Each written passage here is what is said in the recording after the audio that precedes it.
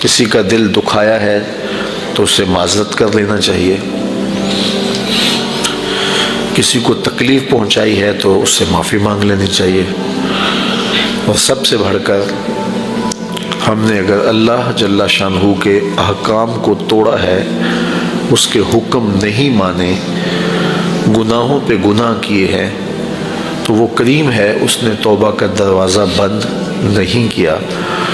تو اگر بندہ اس کے حضور حاضر ہو جائے، اس نے کتنے ہی گناہ کیوں نہ کیے ہوں، سمندر کی جھاگ کے برابر بھی اس کے گناہ ہوں، تو جب بندہ توبہ کرتا ہے تو اللہ انہیں مٹا دیتا۔ تو میاں ہم اللہ کے حضور عرض کریں، توبہ کے لفظ ہم نے بولنے ہیں، باطن کو ستھرا وہ کرنے والا ہے۔ ہم تو اپنے ظاہر کو سنوارنے کی کوشش کریں گے اور باطن اس کے سپرد ہے۔ ایک بزرگ تھے، وہ بازار سے گزر رہے تھے تو دیکھا کہ ایک شرابی نشے میں دھت پڑا ہے اور گندی نالی پہ گرا ہوا ہے اور گندا پانی اس کے منہ سے لگ لگ کے جا رہا ہے۔ تو انہیں بڑا ترس آیا کہ انسان ہے اور شراب نے اس کا یہ حال کر دیا ہے۔ اس کو وہاں سے اٹھایا اور احترام انسانیت کی وجہ سے اس کا منہ دھویا اور اس کو گھر کا رستہ دکھایا۔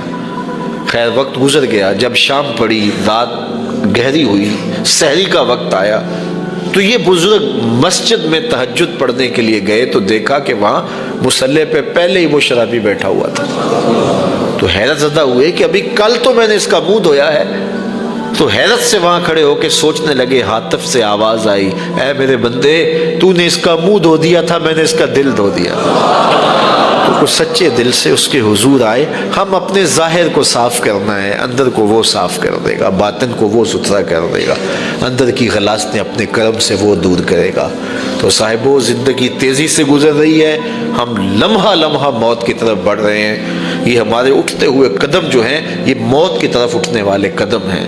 قبل اس سے کہ وہ وقت آ جائے، کوئی حجت باقی نہ رہے اور پچھتاوا ہو، کاش کہ کسی کے کہنے کو سن لیا ہوتا اور اٹھتے ہوئے جنازوں پہ غور کر لیا ہوتا، ڈوبتا سورج پیغام دیتا تھا، اس سے کچھ سمجھ لیا ہوتا، پھیلی ہوئی قبروں سے کچھ سیکھ لیا ہوتا، جوان لاشیں اٹھتے تھے، ان سے کچھ سمجھ لیا ہوتا۔ تو اس وقت کے پچھتانے سے بہتر ہے کہ آج میں اور آپ اپنی زندگی کو نیکی کی طرف لے جائیں۔ اس تھوڑی سی زندگی کو جو ودیت ہمیں کی گئی ہے، منظم کر کے، مرتب کر کے، با مقصد گزارنے کا انتظام کیا جائے، اور اپنی زندگی میں اپنے رب کے حقوق، اپنے ماں باپ کے حقوق، اپنے ہمسایوں کے حقوق، اپنی معاشرت کے حقوق، حتیٰ کہ اپنے آپ کے حقوق، اپنی جان کے حقوق ادا کر کے سرخرو ہو کے اس دنیا سے جانا چاہیے۔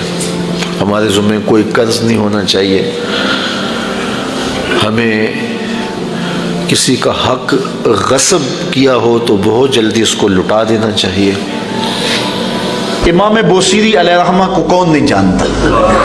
یہ وہ شخص ہیں جنہوں نے ساری زندگی بادشاہوں کے قصیدے لکھے۔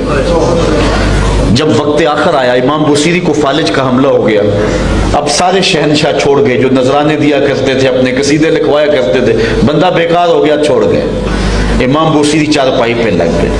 ایک دن رات کا موقع ہے، شام گہری ہو گئی، بوصیری کے دل میں خیال آیا، اب کوئی پرسان حال نہیں رہا، ساری زندگی شاہوں کے قصیدے لکھے، اوکھا ویلا آیا تو چھوڑ گئے، تو سوچا کیوں نہ اس کا قصیدہ لکھوں جو شاہوں کا شاہ ہے۔ اچھا، قلم پکڑا اور حضور کا قصیدہ لکھا۔ بوصیری قصیدہ لکھ کے سو گئے، مقدر جاگے، حضور تشریف لائے اور آقا کریم نے فرمایا، بوصیری جو قصیدہ لکھا سناؤ تو صحیح۔ امام بوصیری نے رات خواب میں وہ قصیدہ حضور کو سنایا۔ آقا کریم نے دست شفقت امام بوصیری پہ پھیرا اور پھر حضرت امام بوصیری کو چادر عطا کی۔ قصیدہ بردہ کو قصیدہ بردہ اسی لیے کہتے ہیں کہ اس پر حضور نے چادر عطا کی تھی۔ اقبال بھی کہتا ہے، اے بوصیری را ردا بخشندائی، بربت سلمہ مرا بخشندائی، اے بوصیری کو چادر دینے والے میری طرف بھی نظر کرم۔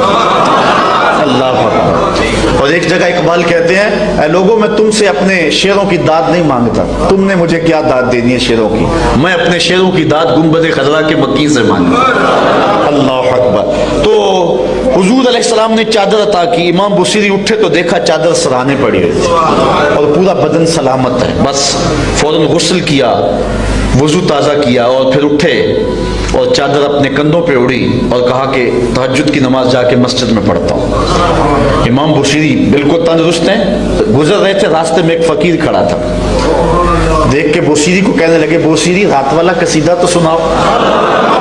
बुसीरी ने तजाहल अरफाना करते हो, कौन सा कसीदा? कहा भूल गए हो, ये चादर कहाँ से आई है? जब रात तुमने सुनाया था मैं भी पास ही था। इमाम बुसीरी का ये कसीदा फिर मकबूल हुआ। मकबूल क्यों ना हुआ? हुजूर ने कबूल किया।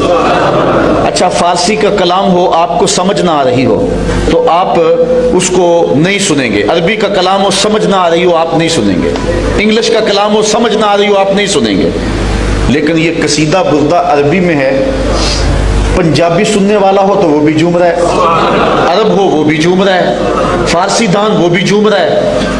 ये हुजूर की बारगाह में मकबूल हुआ है, इसलिए जो है इसको कबूल आम नसीब हुआ है। लेकिन कसीदा बुर्दा में एक शेर ऐसा है जो कसीदा बुर्दा की जान है। हजरत मुल्ला अली कारी ने लिखा है कि बहुत सारे बुजुर्गों ने ख्वाब में हजरत सिद्दीक अकबर और हुजूर को देखा कि आका करीम हजरत सिद्दीक अकबर को कह रहे हैं बुसीरी वाला वो शेर तो सुनाओ। वो शेर क्या है सुनिए। अल्लाह अकबर। वो शेर है, हजरत इमाम बुसीरी कहते हैं कअन्ना मल्लूलुल मकनून फी सदफिन मिम्मादन मंतकिम मिनहु व मुतबस्सिम। हुजूर आपके मुंह मुबारक में मुबारक दांत ऐसे हैं जिस तरह सीप के अंदर कीमती मोती हो।